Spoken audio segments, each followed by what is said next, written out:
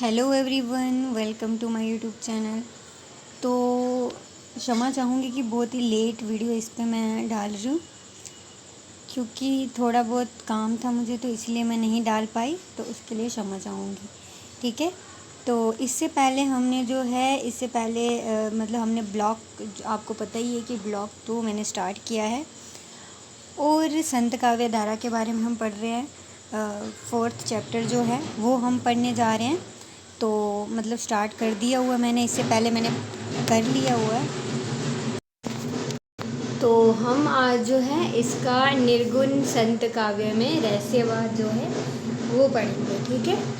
तो चलिए स्टार्ट करते हैं वीडियो को, और अंत तक बने रहिएगा, क्योंकि आपके लिए ही जो है मैं लेके आती हूँ वीडियो। मेरा मकसद है कि आपको अच्छे से समझ आ सके। ठीक है। तो चलिए स्टार्ट करते हैं। तो यहाँ पे कहा गया है कि जो परम सत्ता की भावात्मक अनुभूति को रहस्यवाद कहा जाता है। यानी कि जो परम सत्ता है वो भावात्मक अनुभूति को रहस्यवाद कहा जाता है। रहस्यवाद संत काव्य की एक प्रमुख प्रवृत्ति है। रहस्यवाद जो है वो संत काव्य है, उसकी एक प्रमुख पहली जो है एक प्रवृत्ति कही गई है। और रहस्यवाद मतलब जिसमें कोई रहस्य छिपा हो, जिस तरह से हम कोई ज्ञान प्राप्त करते हैं तो उसके पीछे बहुत सारे रहस्य छुपे होते हैं, ये उसी से रिलेटेड होने वाला है। तो संत काव्य में इसके 2 रूप मिलते हैं, यानी कि हठ यौगिक रहस्यवाद और सूफियों से प्रभावित प्रेम संलक्षण रहस्यवाद। ये 2 जो है रहस्यवाद मिलते हैं, हठ यौगिक रहस्यवाद और सूफियों से प्रभावित प्रेम संलक्षण रहस्यवाद। और हठ योगी रहस्यवाद में जो ब्रह्मांड में है वही पिंड में है कि सिद्धांत को मानकर साधक अपनी काया को साधता है और परमानंद को प्राप्त कर उसमें लीन हो जाता है। कुंडलिनी, विभिन्न चक्र, अनहद नाद इत्यादि की चर्चा इस प्रकार के रहस्यवाद में अक्सर की जाती है तथा अलौकिक सिद्धियों का दावा किया जाता है कि हिंदी के संत कवियों के काव्य में इस प्रकार के रहस्यवाद के प्रमुख उदाहरण मिलते हैं। कबीर का ये प्रसिद्ध पद इसी प्रकार के रहस्यवाद का उदाहरण है। तो यहाँ पे इन्होंने ये पंक्तियाँ लिखी हुई हैं। रस गगन गुफा में अजर है, अजवा सुमिरन जाप करे, बिनु बाजा जनकार उठे, जह समूजी परे जब ध्यान धरे, बिनु चंदा उजियारी दर से, जह तह हंसा नजारी परे, 10वें दुआरे ताड़ी लागी, अलग प्रमुख जाको ध्यान धरे, काल कराल निकटी नहीं, आवे काम क्रोध मद लोभ झरे, जुगन जुगन की त्रिखा बुंजानी, करम भरम अध व्याधि टरे, कहे कबीर सुनहो बाई साधु, अमर होई कबहू न मरे। जो अमर होता है वो कभी नहीं मरता। तो यहाँ पे अर्थात इसका पूरा अर्थ हम समझते हैं कि साधक अजवाजाब साधना करते हुए उस परम स्थिति तक पहुँच गया है जहाँ इसके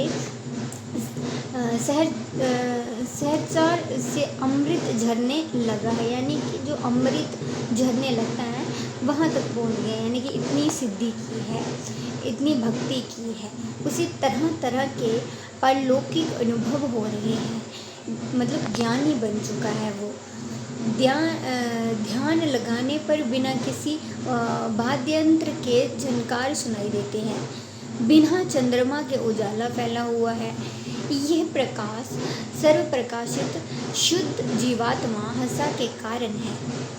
सहस्त्र द्वार में स्थिति 10वें द्वार में पहुंचने पर जिसका ध्यान लगाता है उस परमात्मा का साक्षात्कार होता है। इस स्थिति में पहुंचने पर काम वासना लोभ का विनाश हो जाता है। यानी कि जो काम वासना है, लोभ है, यानी कि जो काम वासना मतलब नारी जो पति पत्नी के बीच में होता है मतलब और लोभ जो लालच है उसका विनाश हो जाता है। काल उसके निकट नहीं आता क्योंकि उसको मृत्यु से डर नहीं लगता। तो पाप जनित व्याधियों से मुक्त हो जाता है। कबीर कहते हैं कि ऐसी स्थिति में साधक अमृतत्व को प्राप्त कर लेता है। तो ये उन पंक्तियों का मतलब था। अब देखते हैं निर्गुण संत काव्य पर अन्य दर्शनों का प्रभाव। जो निर्गुण संत काव्य है उसके दूसरे जो दर्शन हैं उसका प्रभाव क्या पड़ा। तो जो सूफियों के प्रेम दर्शन का प्रभाव है, सूफी परमात्मा को प्रेम स्वरूप मानते हैं। यानी कि जो सूफी हैं वो प्रेम स्वरूप, जो प्रेम का रूप है उसी से मानते हैं, उसी को मानते हैं और उसी प्रेम के माध्यम से ही प्राप्त करते हैं। सूफियों के इस प्रेम दर्शन का प्रभाव संत कवियों पर भी पड़ा है और इसने संत काव्य में प्रेम सलसन रहस्यवाद को जन्म दिया है। सूफियों से प्रभावित होते हुए भी संतों की प्रेम पद्धति भारतीय ही रही, अर्थात उन्होंने परमात्मा को प्रियतम माना है और स्वयं को प्रियात्मा हरि मोर प्यू में राम की भौरिया कहते समय कबीर इसी प्रेम संबंध की बात करते हैं। इस संबंध को लेकर संयोग और वियोग दोनों के चित्र खड़े किए गए हैं। यानी कि जो संयोग है और वियोग है, यानी कि मिलना और मतलब दूर होना, वियोग उसी को कहते हैं। संयोग की अपेक्षा वियोग के चित्रों में अधिक गहराई है। तो इस तन का दीवा करो बाती मिलियो जीव, लोही सिंचा तेल झीव, तब मुख देखो पेव। तो इसका मतलब है कि साधक ने शरीर रूपी दीपक में अपने आत्मा की भांति मतलब बाती तथा रक्त को तेल के रूप में इस्तेमाल करते हुए प्रकाश किया है ताकि अपने प्रियतम परमात्मा का मुख्य यानी कि मुख देख सके, उसका चेहरा देख सके। परमात्मा के साथ पति पत्नी संबंध के अतिरिक्त उसे पिता, माता, सखा आदि के रूप में भी संतों ने देखा है और ये भी रहस्यवाद ही है। तो यही एक रहस्य होता है। ये रहस्य मतलब अगर सिंपल शब्दों में देखा जाए, रहस्य होता है जिसके पीछे मतलब कुछ गहराई छुपी हो, रहस्य छुपा हो।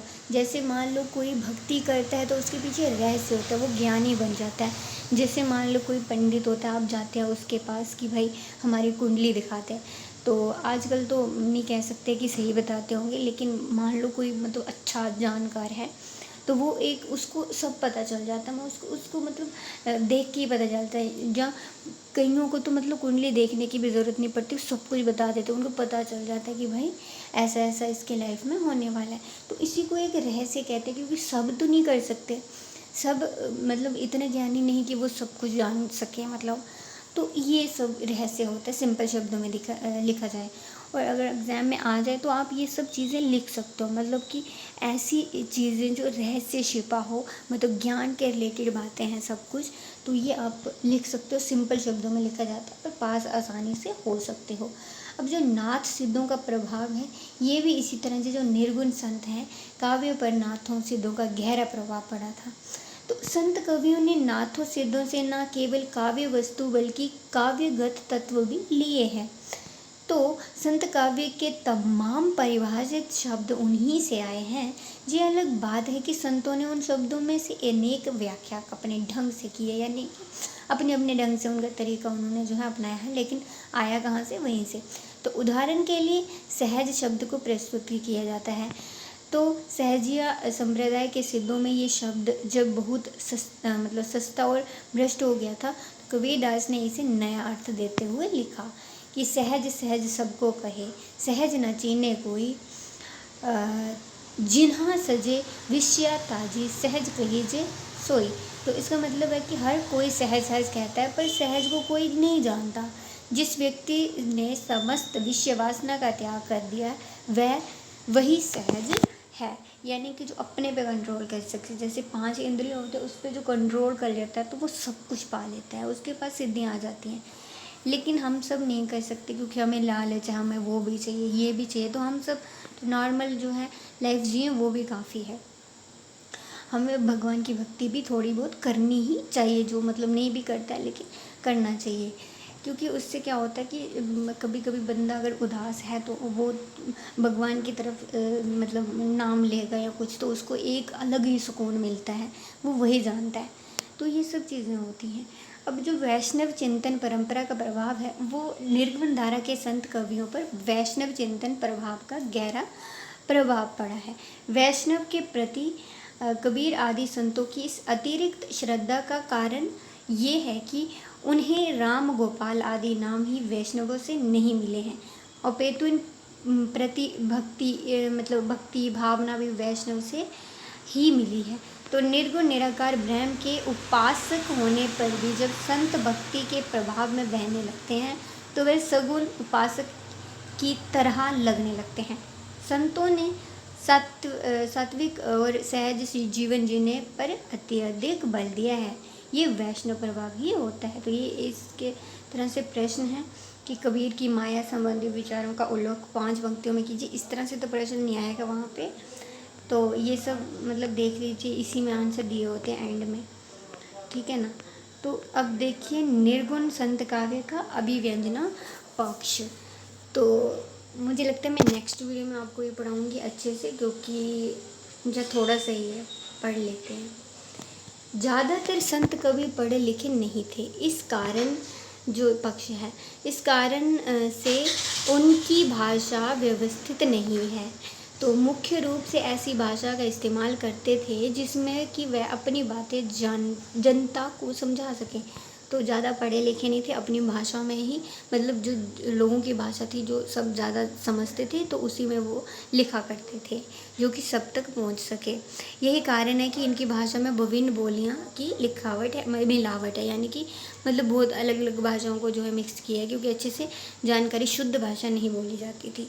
कबीर की ऐसी ही भाषा के लिए संदुकड़ी शब्द का प्रयोग भी किया है, क्योंकि सब कुछ जो है मिक्स कर देते थे। लेकिन संत कवियों में ये ही सूरदास को अच्छी शिक्षा मिली थी, जिसका प्रभाव उनकी रचनाओं में भी दिखाई देता है। जो सूरदास थे वो अच्छे से मतलब उनको शिक्षा मिली थी, तो वो अच्छे से लिखते थे। उनकी भाषा साहित्यिक ब्रज भाषा के गुणों से युक्त है। संत कवियों ने जहाँ जनता को संबोधित किया है वहाँ भाषा सहज है, लेकिन यहाँ उन्होंने साधनात्मक अनुभव को व्यक्त किया है। वहाँ उनकी भाषा में साधना के प्रतीकात्मक शब्दों का बहुतायत में इस्तेमाल हुआ है। तो साधना के लिए प्रतीक शब्द योग क्रिया से संबंधित है। यहाँ संतों ने इसे नाथों सिद्धों से ग्रहण किया है। कबीर के साधनात्मक अनुभव वाले पदों में इन्हें देखा जा सकता है। कबीर ने अपनी कविता में उल्टबासी का भी प्रयोग किया है। उल्टबासी की पंक्तियों का जो सामान्य अर्थ निकलता है वह जागतिक अनुभव से उलट होता है, लेकिन जब उसकी प्रतीकात्मा को समझ लेते हैं तो अनुभव हो जाता है, मतलब पता चल जाता है। तो संतों ने अपने उद्गार मुख्य रूप से दोहों से बनाई गई साखियों में अथवा गोए पदों में, मतलब जो गाने वाले हैं उसमें जो है व्यक्त किया है। दो कबीरदास जी जो है सबसे ज़्यादा जो है साखियाँ वगैरह उनका बहुत प्रचलित है, तो साखियाँ उन्होंने गाई हैं, ठीक है। तो इसका जो सारांश है ये सब तो इतना वो नहीं है, तो ये यहाँ पे ही मतलब इसका जो है इतना ही था। तो इसके जो प्रश्न इसके आंसर दिए गए हैं। अब इकाई 5 सूफी काव्य धारा जो है वो नेक्स्ट वीडियो में पढ़ेंगे। संत काव्य धारा 4th चैप्टर कंप्लीट हो चुका है, तो ये हम नेक्स्ट वीडियो में पढ़ेंगे। तो आई होप आपको समझ में आया होगा, और मतलब बहुत सारा जो है ज्ञान प्राप्त करने के लिए, अच्छे से समझने के लिए चैनल पे बने रहें। फर्स्ट टाइम चैनल पे आते हैं तो चैनल को सब्सक्राइब भी कर लीजिए करें, क्योंकि आपके सपोर्ट की भी मुझे ज़रूरत होती है। तो चलिए मिलते हैं नेक्स्ट वीडियो में। All the best.